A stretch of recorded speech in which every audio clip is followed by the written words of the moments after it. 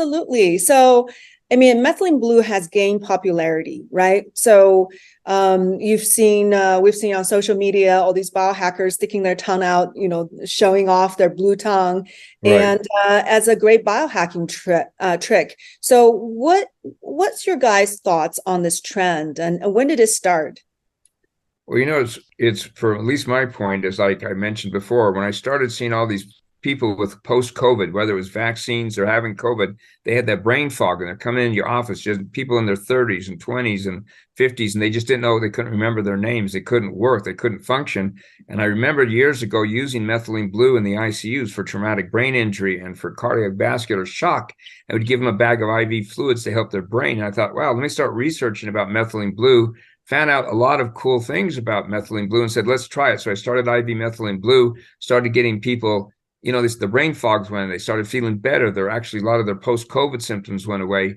And I said, went to a couple of colleagues and said, boy, we need to make a product with methylene blue in it to help get rid of the brain fog. And then we started doing more research and realized, wow, we really got a good chemical here that's been ignored. It's been around for 130 years and everybody's just ignored it. And we started out pushing it, and a few other people are jumping on board, realizing that there's real repurposing to this old drug. It's not even a Okay, drug; it's a dye. That's the fun part. I see. Is this soon after COVID started? Yeah, just That's right out about a year and a half after COVID, when I started people coming in and they just couldn't remember their names, they couldn't remember their kids' names, they couldn't get to work. I had one guy who was 38, hadn't been to work for over a year. He just couldn't function. He still had four little kids at home, and his wife was desperate. And that was probably the first person I started on the methylene blue. And within a week, he was ready to go back to work. He just is still shocked. I again saw him yesterday, and it's been over 2 years, and he's just doing so well and hasn't had the brain fog again. He So when is you're taking our tablets, though, in case, in addition to what he had the IV, but he's done very well. see. Yeah, so in the past when you were in the ICU using methylene blue, what kind of results were you getting?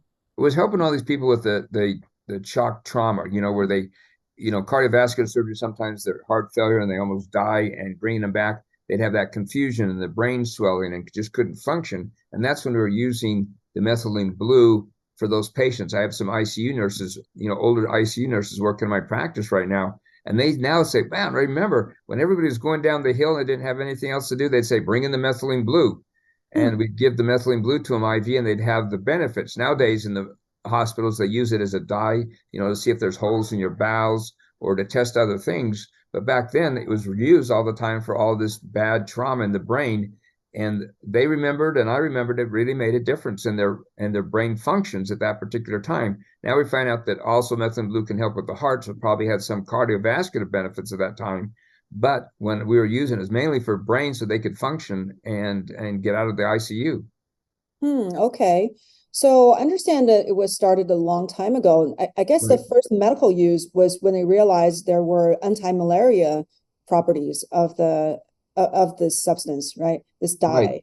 They knew back in World War One they were using it for the soldiers, not only for malaria, but also for UTIs and prostatitis and infections, any type of infections. They knew it was a good antimicrobial. Before that time, it was used as a dye for dyeing your Levi's, and the dyeing is a synthetic dye. But they started using it in the soldiers, and eventually they found out that they didn't like peeing blue all the time, so they purified it. And eventually, the last purification of methylene blue is hydroxychloroquine that we again used a little bit for COVID. We used it for rheumatoid arthritis. We used it for malaria.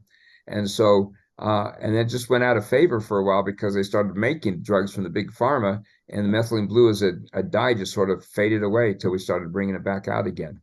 Hmm. And I understand all the hospitals have to have methylene blue on hand, correct? That's what That I've heard. Yeah. and it's important for fighting carbon monoxide Yeah, poison. that's what they do. That's the big thing for people who get the, carbon monoxide poisoning. That's the other big thing they use in the hospitals for is to help get that, carbon monoxide out of the mitochondria and put in good oxygen into the cells. And so nowadays, that's the main purpose, as well as using it for an agent to track perforations in the bowels or to follow other things. But the carbon monoxide poisoning is the big thing it's being used in hospitals for.